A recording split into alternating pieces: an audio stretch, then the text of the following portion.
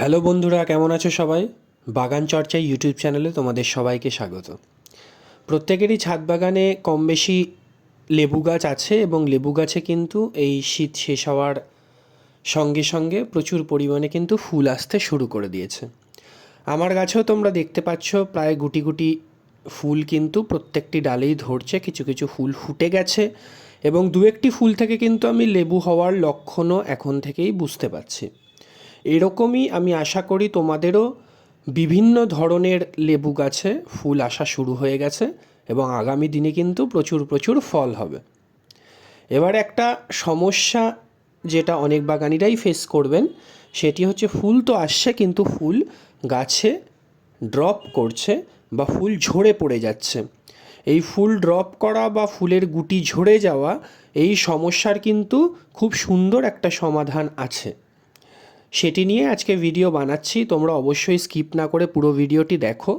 যদি এই পরিচর্যাটি ঠিক মতন করতে পারো তাহলে কিন্তু ফুলের একটিও কুঁড়ি ঝরবে না বা ফুল ড্রপ করা কিন্তু একদম বন্ধ হয়ে যাবে।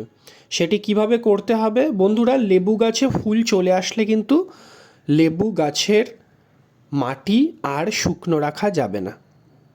আমরা অনেকেই লেবু গাছের মাটি একটু ড্রাই রাখি যাতে ফুল তাড়াতাড়ি আসে, কিন্তু যখন দেখবে ফুলের গুটি চলে এসছে তখন কিন্তু লেবু গাছের মাটি শুকনো রাখা যাবে না।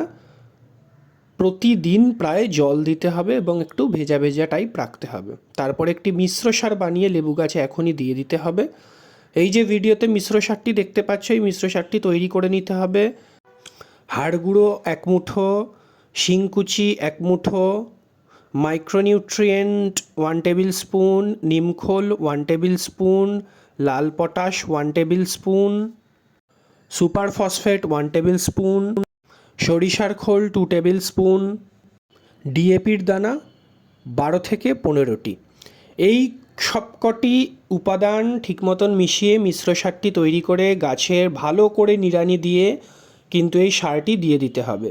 এই সার দেওয়ার পর কিন্তু তোমাদের ফুলের স্ট্রেংথ, অর্থাৎ ফুলটি ধরে রাখার জন্য গাছে যে স্ট্রেংথ দরকার গাছ সেটা পেয়ে যাবে। তারপর যেটি দিতে হবে, যেই উপাদানটির জন্য কিন্তু আসলে ফুলটি গাছে ধরে থাকবে, তা হচ্ছে পটাশ, অর্থাৎ সাদা পটাশ, যেটাকে আমরা সালফেট অফ পটাশ বলি। অনেকে 0050 এনপিকে হিসাবেও চিনি। এই 0050 এনপিকে আমরা কিন্তু জলে গুলে গাছে স্প্রে করব।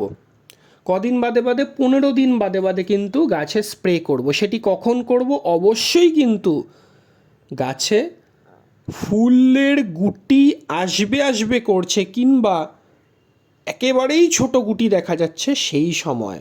ফুলের গুটি যখন মোটামুটি বড় হয়ে যাবে কিংবা ফুটতে শুরু করবে তখন কিন্তু দেওয়া যাবে না।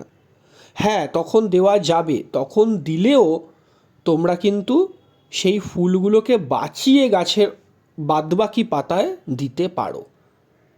মাপ 1 লিটার জলে 3 ml। কিংবা যদি জৈব উপায় করতে চাও তাহলে কিন্তু কলার খোসা ভেজানো জল, অন্তত কলার খোসা 15 থেকে 20 দিন ভিজিয়ে রেখে যে জলটি বার হবে সেই জলটি গাছের গোড়ায় দিতে হবে। এক্ষেত্রে কিন্তু জলটি স্প্রে করবে না, গাছের গোড়ায় দেবে। এই পটাশের জন্যই কিন্তু গাছের ফুল গাছে ধরে থাকে, গাছের ফুল ড্রপ করে না। অবশ্যই মাটির ভেজা ভাবটা সবসময় বজায় রাখবে এবং পটাশ সার দেবে, গাছের ফুল কিন্তু একদম ড্রপ করবে না।